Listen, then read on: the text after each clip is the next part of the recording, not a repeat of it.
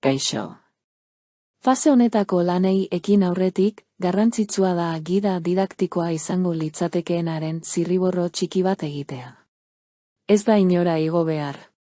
Zure mahaian duzun paper bat izan daiteke, eta bertan oharrak jar ditzakezu. Egia esan, hausnarketa hau aurreko moduluko formularioko galderei erantzunez hasi duzu. Aurreko moduluan azaldu dugun bezala, fase honetan materialekin lan egin beharko dugu. Jarduerekin, erabiltzaileen antolaketarekin.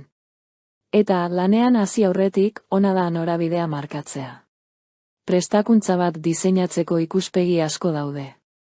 Zirriborro txiki honetarako, galdera hauek egingo dizkiogu geure buruari. Zer jarduerak ahalbidetuko die ikasleei gida didaktikoan zehaztutako ikaskuntza emaitzak lortzea? Zer eduki eta baliabide behar ditut jarduera horiei euskarria emateko? Jakina, ez dizugu eskatzen gogo eta horretan asko sakontzerik, baina gogorarazi nahi dizugu plan bat izateak lagundu egingo dizula gela birtualean funtzionalitate egokiak aukeratzen. Proposatzen dizugun ibilbide honen amaieran hausnarketa hau berraztertuko dugu. Ikastaro honen helburua, egelaren funtzionalitateak ezagutzea eta gero ikasgai desberdinetan aplikatu ahal izatea da, eta azken emaitza praktika bat izango da. Non unitate didaktiko bat sortzeko beharrezkoak diren tresnak probatuko ditugun. Erakusten dizugun honetan bezala. Ikusten duzunez, oso planteamendu erraza da. Eta garrantzitsuena ikasleei zer egin behar duten argi eta garbi erakustea da.